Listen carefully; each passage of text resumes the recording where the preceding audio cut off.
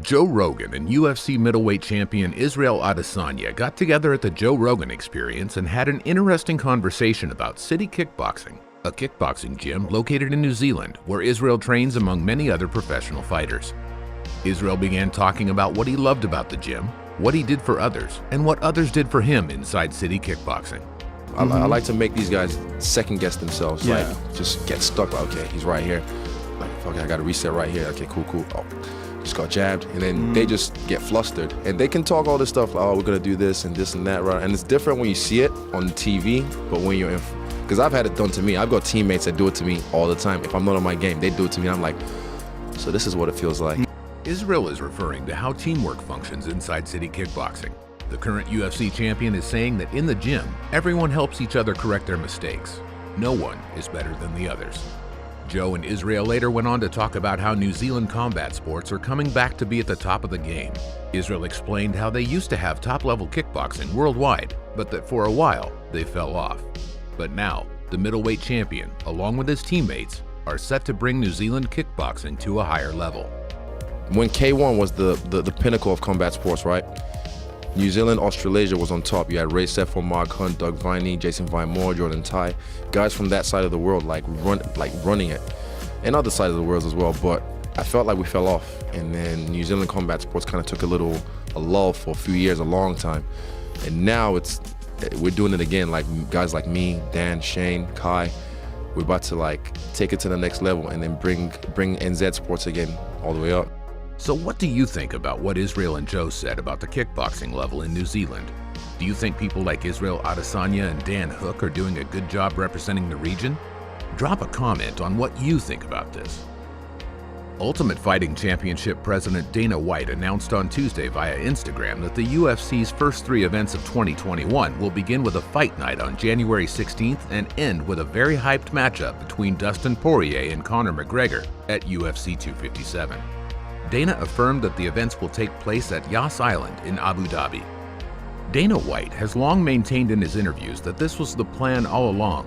Also, many reports surrounding the January matchups all indicated that Fight Island was the obvious destination. Since the COVID-19 pandemic hit in March, the UFC has mainly held shows on Yas Island and at its own UFC Apex facility in Las Vegas. There was also a trio of events in Jacksonville, Florida in May. January's events will be one of the UFC's first fights outside of the UFC Apex since October. Adding to the long-awaited rematch between Poirier and McGregor at the UFC 257 main event, the triple-header fight week also comes with a January 16th card headlined by featherweight contenders Max Holloway and Calvin Kattar, as well as a welterweight match between Leon Edwards and Khamzat Chimaev on January 20th. The Edwards-Chimaev bout was rescheduled from a December show after both fighters tested positive for COVID-19. Dana also revealed on his personal Instagram account a chance to get seats for the next UFC event at the island. Dana posted a video explaining the rules to win a flight to the Yas Island in Abu Dhabi and tickets to the fights. What's up, everybody? I'm UFC President Dana White. It's the season of giving, and Howlerhead is teaming up with the UFC to give away, without a doubt, the biggest, baddest, most unbelievable prize we've ever done. We're giving away a VIP package to where you're gonna fly with us to Fight Island. You'll have tickets for Holloway versus Kattar, Edwards versus Chimaev, and of course, Poirier versus McGregor. In 1 month, you and a guest will be on the beach on Fight Island, Abu Dhabi, with me, Howlerhead, and the UFC. On top of that, you're gonna have the best seats in the house. You're gonna have the only seats in the house for Poirier versus McGregor. And obviously, these are seats you can't buy. This is an event you can't go to. This is a once-in-a-lifetime opportunity, and it's easy. All you have to do is create and post a Howlerhead whiskey commercial. What do you think about the triple headliners taking place at Fight Island in Abu Dhabi? Will you participate to win the tickets to the events? Who do you think will win the rematch between Poirier and McGregor? Drop your opinion in the comments section down below. The Russian and current UFC lightweight champion Khabib Nurmagomedov went through months of personal attacks from former champion Conor McGregor before the Russian finally got his revenge. Khabib brutally punished McGregor during UFC 229 for 4 rounds.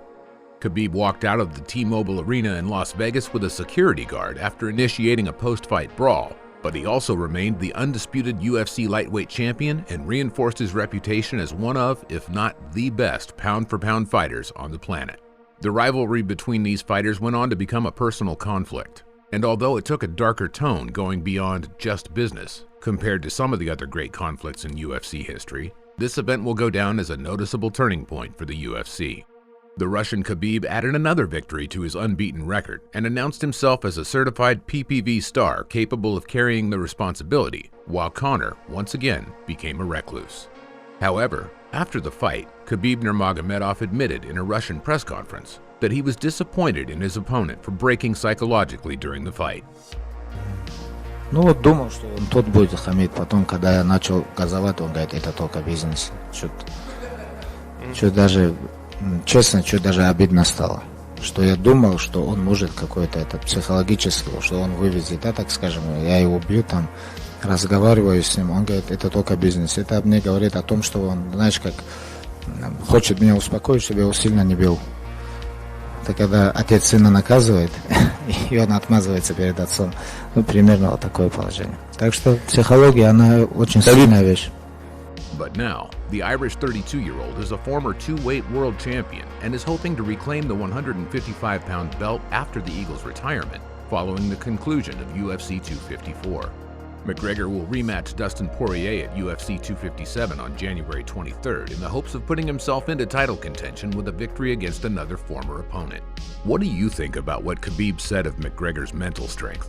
Do you think Conor was being weak when he said it's just business? Or was he just telling the truth? Let us know what you think in the comments section. Thank you for watching this video. Please leave us a like if you enjoyed it and subscribe to this channel for more fighting news.